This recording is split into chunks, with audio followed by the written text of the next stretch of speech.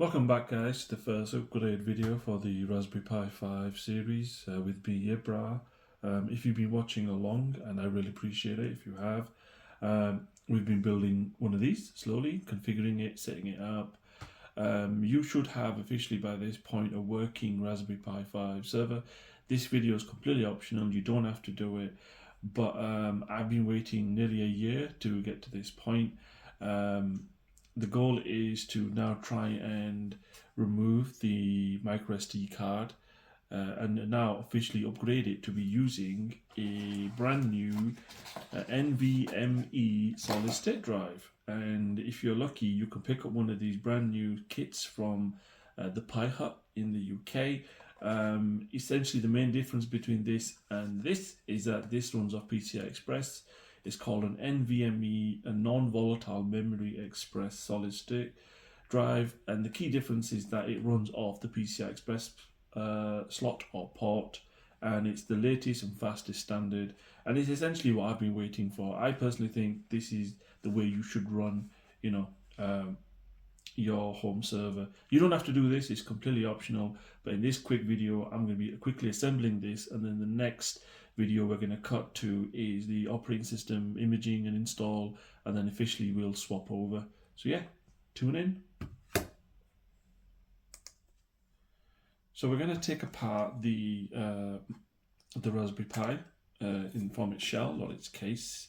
It's already got a board connector. You can see the loose wire dangling out, and we're going to take it out loosely, just loosen it up a little bit like that. And then the next thing we're going to do is we're going to start studying how to apply this brand new kit. Now this kit is called a HAT, hardware assisted, that's what it stands for, top hat, and you get bottom assisted top hats. And when these first things were originally launched, Raspberry Pi didn't actually offer an official version themselves. You could only get third-party ones from Primaroni. Luckily, I've waited long enough to actually get the official M.2 HAT. Just going to push that out for that. And the great thing about these little kits is that they come fully assembled. So the top hat, the solid state drive, NVMe solid state drive, and the ribbon are fully attached. So all you have to do is essentially slot it into the ribbon slot there, which it goes in there. Just bring it closer to the camera for you so you can see. So I'm going to stick it in there. It looks like it's got a little sticky tab, so we're going to be attaching the sticky tab to somewhere, somehow, but we'll figure that out. Now we know it goes here, right here, because if you look closely, it actually says PCI Express. So that's why we know the ribbon needs to be attached to. Now the next thing to talk about is the legs, these little metallic heads. If you ever built your own PC before, custom build PC, you'll recognize these because these are like mounting legs. They will mount the board, horizontally prop it up a little bit to create an air gap between the main Raspberry Pi board and the HAT, the topper. So that's the first thing I'm going to do. So I'm going to pause the video and I'm going to go ahead and set these up. Now I've connected the spacers, that's what they're officially called in the Raspberry Pi docs. I call them mounting legs, to be honest with you, because I'm from the PC generation era. So I've got all four of them on there. You can see it creates like a vertical, column, vertical amount of space in there, like a horizontal slot of air. So the next thing what we're going to do is we're going to actually start attaching the 16mm spacer, which is the header. That's the next thing we're going to put on there. That's what kind of provides the extension, so that if you wanted to put further more functionality and attach it straight on top, that's how you do it. So let's do that next.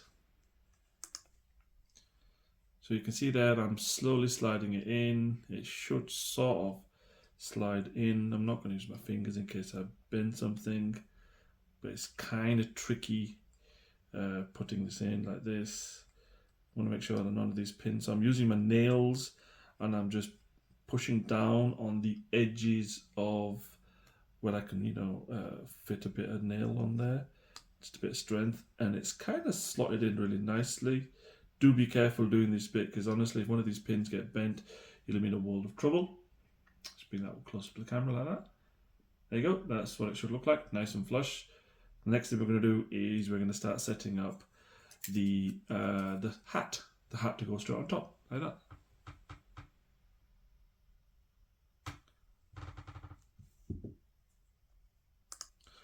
Once you've got the ribbon firmly in place, you can give it a bit of a tug and you'll realize that the clip there is a tiny little black plastic clip.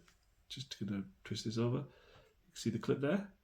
The clip holds it in place, so this now gives you the idea and the impression of what this now looks like. You can see what the spacers do. You can see what the header does, which is providing almost like an expansion port so that you can continue adding more things to the GPIO functionality. So yeah, now let's try and push this down firmly into place and start reassembling it.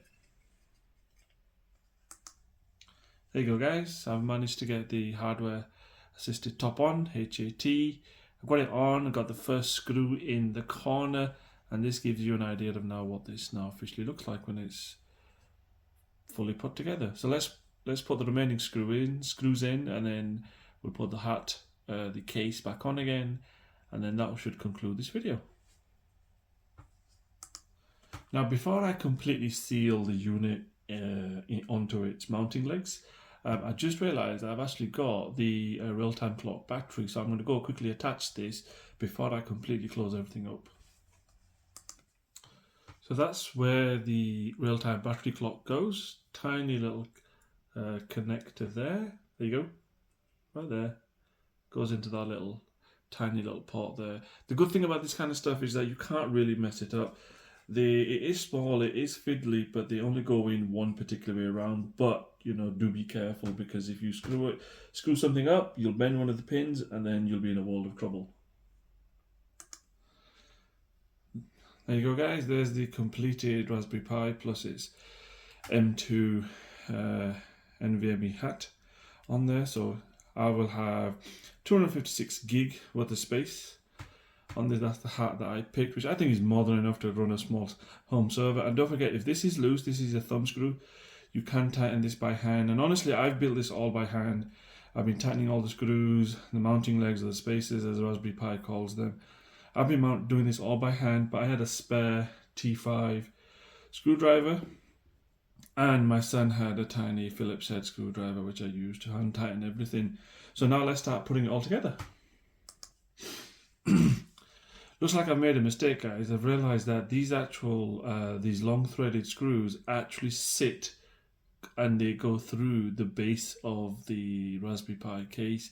Now I need to pause the video, take these screws back out and put this back in again properly, because it actually wasn't sitting flush. So it got me thinking, well, why is it not going in properly? And I realized that these screws are actually blocking the holes from actually lining up correctly. So yeah, let's do that next. So we're getting there, guys. I've made another blunder, which I realized that the actual case fan had a mounting slot right here. I'll just lift it up a little bit so you can see. There's a tiny mounting slot there for the port for the right there in that gap, in that groove is where the power supply is for the case fan. I completely forgot all about it, so then I realized I need to go back and fix that. So yeah, this is a classic case of, you guys watch this video so you guys know what mistakes you should not make, because I've already made them for you. There was no instructions or anything in the packaging, so I blitzed ahead and started building it, and I realized that I forgot to mount the case fan, and then I forgot to actually put the screws in properly through the bottom of the case for the spacers. But anyway, we're getting there.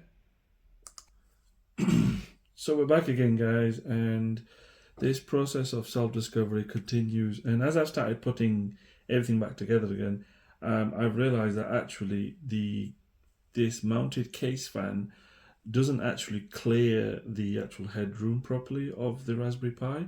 And luckily, all of this stuff nicely comes apart, and there is a heatsink on the original install videos, which means that this case fan's kind of extra, but I will probably look at getting a proper active cooler for it at some point. I won't bother producing a video for that because it's, you know, too much, but this is kind of how, because it all kind of comes apart, and my hope is that we could just do something incredibly simple like this, just to put it back together again.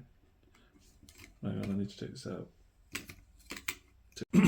And there you go, guys. That's the fully assembled unit with the original case on. This honestly took a lot of configuration and honestly messing about. But you learn as you go along, and you learn that the actual this case, this mounting case like this, it actually slides on from this side first. So do put it on from this side first, and there are tiny grooves here that allow the wires to come out. So I could have fed the the real-time battery clock connector and battery kind of straight through this gap here, and then attached it to the case, whatever. But at the moment, it's just a bit of an experiment. The most important thing is getting this thing imaged, mounted, and set up, and then we can mess about with configurations later, because this is the most important thing. I've actually taken the sticker off. I've put it right there just in case if it starts heating up and then starts affecting the thermals on it. But that's about it. Thank you very much, guys. This thing's fully set up. Next video we will start. Next video I'm gonna set up remote desktop on this actual Raspberry Pi, and then we're going to remote desktop to it, and then I'm going to show you once again how to quickly image it again, and then we can start using it once and for all. Thank you very much. Thanks for tuning in. See you in the next videos.